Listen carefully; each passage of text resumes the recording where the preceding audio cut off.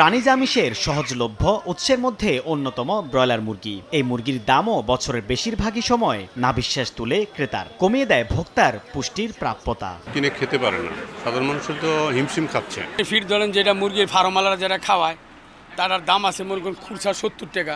মুরগিটা যারা পালে এদের লস, আমি বেশি আমার তো লাভ আছে। তবে দাম ওঠানামা সবসময় যে উৎপাদন খরচের যৌক্তিকতায় হয় তা নয়, এমনই দাবি বাংলাদেশ পোল্ট্রি অ্যাসোসিয়েশন বিপিএর। পোল্ট্রি ফিড এবং মুরগির বাচ্চার সিন্ডিকেটটাকে ভাঙতে হবে।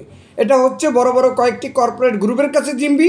মুরগি পালনের খরচ কতটা কম বা বেশি হবে তা নির্ভর করে বাচ্চার দামের উপর, অথচ সেই বাচ্চারই দাম বাড়িয়ে কর্পোরেট কোম্পানি, প্রান্তিক খামারি ও ভোক্তাদের নিজেদের ইচ্ছে মতো বেকায়দায় ফেলছে। বিপিএর দাবি, একদিনের ব্রয়লারের একটি বাচ্চা খামারিদের কাছে সর্বোচ্চ 63 টাকায় বিক্রির কথা থাকলেও মাঝে মাঝে সেটা ফেলে 80 থেকে 100 টাকায় ঠেকে। এখন জন্ম সনদ দিয়ে খোলো বিকাশ স্টুডেন্ট অ্যাকাউন্ট, নিজের বিকাশ নিজে কর। একটি মুরগির বাচ্চার দাম নেওয়া হচ্ছে 2 গুণ 3 গুণ দাম নেওয়া হচ্ছে এবং পোল্ট্রি ফিডের দাম বাড়িয়ে রাখছেন প্রায় 15 থেকে 20 টাকা পার কেজিতে। ফিডের দাম বাড়িয়েছেন, কিন্তু ভুট্টার দাম 22 থেকে 24 টাকা হলো, ফিডের দাম আর কমেনি। আবার পোল্ট্রি ফিডের অন্যতম উপাদান ভুট্টার দাম কমলেও তার কোনো প্রভাব দেখা যায় না খাদ্যের কেনাবেচায়। প্রান্তিক খামারিদের এমন দাবি মানতে নারাজ ওয়ার্ল্ড পোল্ট্রি সায়েন্স অ্যাসোসিয়েশন ওয়াপসার বাংলাদেশ চ্যাপ্টার। সংগঠনটির দাবি, আমদানি নির্ভর কাঁচামালে ফিড তৈরির কারণেই দাম কমাতে পারছেন না উৎপাদকরা। খাদ্যের দাম 35% বৃদ্ধি পেয়েছে।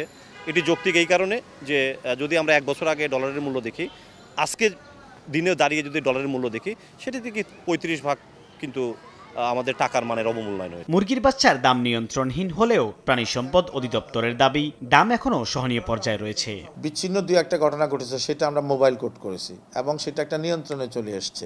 তবে যারা প্রকৃত উৎপাদনকারী তারা কিন্তু মোটেও বেশি দামে বিক্রি করে নাই, তারা আমাদের নিয়ন্ত্রিত দামে বিক্রি করেছে, কিন্তু হাত বদল হয়ে বিষয়টা ঘটেছে। এদিকে মুরগির বাচ্চা ও ফিডের দাম নির্ধারণে এরই মধ্যে কমিটি গঠন করা হয়েছে বলে জানিয়েছেন কৃষি বিপণন অধিদপ্তর। আমাদের একটা টিম কাজ করতেছে, সহসাই আমরা হয়তো এগুলোর মূল্যটা পুনর্নির্ধারণ করতে পারবো। সাইফুল ইসলাম, সময় সংবাদ, ঢাকা।